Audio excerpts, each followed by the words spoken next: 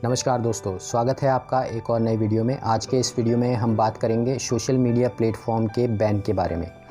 आज 26 मई है और गवर्नमेंट ऑफ इंडिया की तरफ से जो लास्ट डेट इन सभी सोशल मीडिया प्लेटफॉर्म को नई गाइडलाइंस को फॉलो करने की दी गई थी वो 25 मई थी, जो कि ऑलरेडी ओवर हो चुकी है।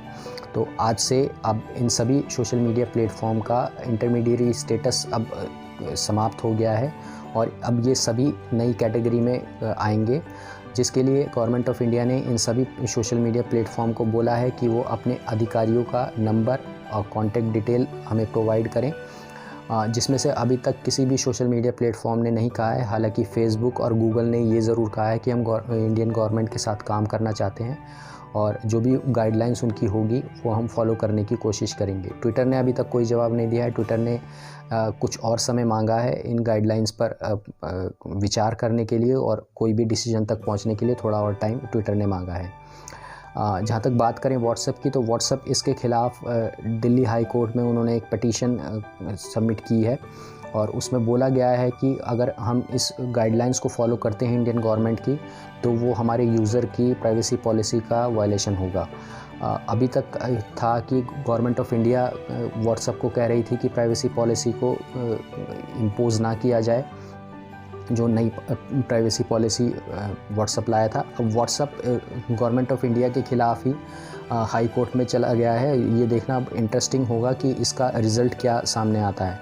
गवर्नमेंट ऑफ इंडिया ने ये कहा है कि अगर हम कोई भी ऑफेंसिव कंटेंट बताते हैं और उसको ऑफेंसिव मानते हैं तो व्हाट्सएप को या किसी भी सोशल मीडिया प्लेटफॉर्म को ये बताना होगा कि उसका सोर्स क्या है, ओरिजिन क्या है, उसका ओरिजिनेटर का नाम बताना होगा, जो सबसे पहले प्लेटफॉर्म पर किसने उसको पोस्ट किया है।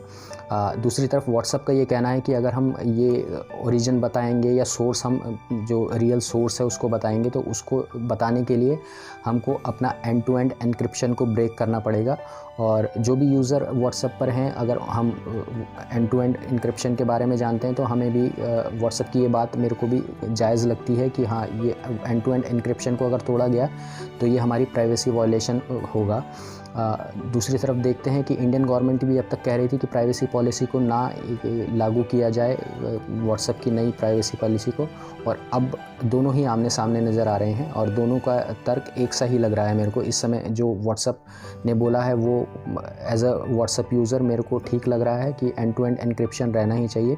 एंड टू एंड एन्क्रिप्शन जो लोग नहीं जानते हैं मैं उनको बताता हूँ। एंड टू एंड एन्क्रिप्शन वो होता है कि मान लीजिए मैंने किसी को व्हाट्सएप किया तो उस मैसेज को व्हाट्सएप भी नहीं देख सकता है।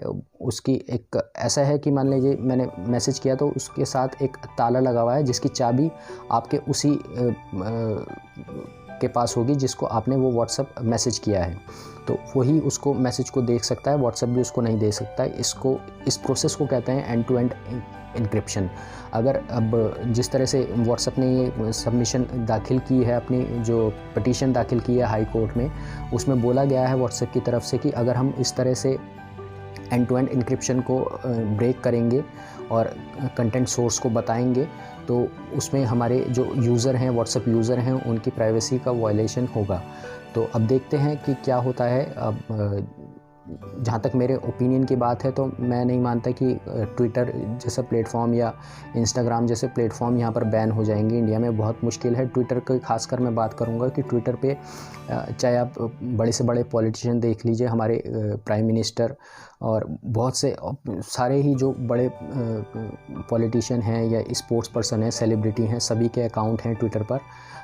अमिताभ बच्चन जी का अकाउंट है, विराट कोहली का अकाउंट है, सभी लोगों का अकाउंट है ट्विटर पर। तो ये ट्विटर को बैन करना मेरे को नहीं लगता कि पॉसिबल है इंडियन गवर्नमेंट की तरफ से भी। हाँ, ये कहीं ना कहीं एडजस्ट करना पड़ेगा, कुछ टर्म्स पर ट्विटर को भी एडजस्ट करना पड़ेगा और कुछ टर्म्स पर इंडियन गवर्नमेंट को भी एडजस्ट शायद करना पड़ सकता है, क्योंकि ट्विटर एक बहुत बड़ा प्लेटफॉर्म है और उस पर सभी लोग एक्टिव हैं। चाहे पॉलिटिशियन की बात करें, क्रिकेटर की बात करें या कोई भी सेलिब्रिटी हो।